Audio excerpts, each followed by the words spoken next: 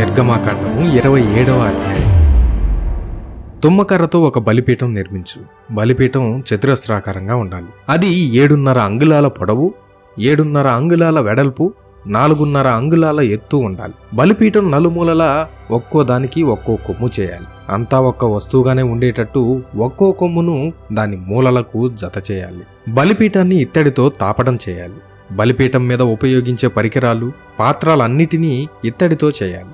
బిందెలు, పారలు, పాత్రలు, పళ్లపారలు, నిప్పునెత్తే పెంకులు ఇత్తడితో చేయాలి. బలిపీఠం నుండి బూడిద ఎత్తి శుభ్రం చేయడానికి ఇవి ఉపయోగించబడతాయి. ఒక పెద్ద ఇత్తడి జల్లెడ లాంటిది చేయాలి. తెర 4 మూలలకు 4 ఇత్తడి ఉంగరాలు చేయాలి. బలిపీఠానికి అడుగున మెట్టి కింద తెరను పెట్టాలి. కింది నుండి బలిపీఠంలో సగం పై వరకు తెర ఉంటుంది. బలిపీఠపు కర్రలు చేయడానికి తుమ్మకర్ర ఉపయోగించి వాటిని ఇత్తడితో తాపడం చేయాలి. బలిపీఠం 2 వైపులా ఉండే ఉంగరాల్లో నుంచి ఆ కర్రలను దూర్చాలి. బలిపీఠం మోయడానికి ఈ కర్రలను ఉపయోగించాలి. బలిపీఠం గుల్లగా ఉంటుంది. దాని ప్రక్కలు పలకలతో చేయబడతాయి. నేను నీకు పర్వతం మీద చూపించినట్లే ఆ బలిపీఠాన్ని తయారు చేయి. పరిశుద్ధ గుడారం చుట్టూ తెరలతో గోడ కట్టు. ఇది గుడారానికి ఆవరణ అవుతుంది. దక్షిణం వైపున 50 గజాల పొడవు గల తెరల గోడ ఉండాలి. సున్నితమైన బట్టలతో ఈ తెరలు చేయాలి. 20 స్తంభాలు, ఆ స్తంభాల కింద 20 ఇత్తడి దిమ్మలు ఉపయోగించాలి. స్తంభాల కొక్కేల తెరల కడ్డీలు వెండితో చేయాలి. దక్షిణ వైపు ఉన్నంత పొడవే ఉత్తరం వైపు కూడా ఉండాలి. దానికి 100 తెరలు, 20 స్తంభాలు, 20 ఇత్తడి దిమ్మలు ఉండాలి. స్తంభాల కొక్కేలు, తెరల కడ్డీలు వెండితోనే చేయాలి. ఆవరణం పడమటి కొన వైపు 25 గజాల పొడవు గల తెరలతో ఒక గోడ ఉండాలి. ఆ గోడ మీద 10 స్తంభాలు, 10 దిమ్మెలు ఉండాలి. ఆవరణ తూర్పు వైపు కూడా 25 గజాల పొడవు ఉండాలి.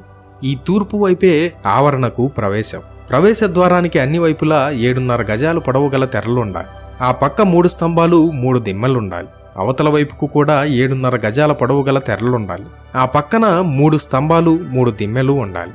ఆవరణ ప్రవేశాన్ని కప్పడానికి 10 అంగుళాల పొడవు గల తెర చేయాలి. సున్నితమైన బట్ట, నీలం, ఎరుపు, ఊదా రంగు బట్టలతో ఆ తెరను చేయాలి. ఆ తెర మీద చిత్రపటాల అల్లిక ఉండాలి. 4 స్తంభాలు, 4 దిమ్మలు ఉండాలి.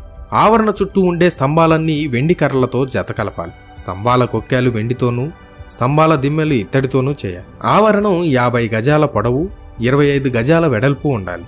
ఆవరణ చుట్టూ గోడ 7.5 అడుగుల ఎత్తు ఉండాలి. తెరలు సున్నితమైన బట్టలతో చేయాలి.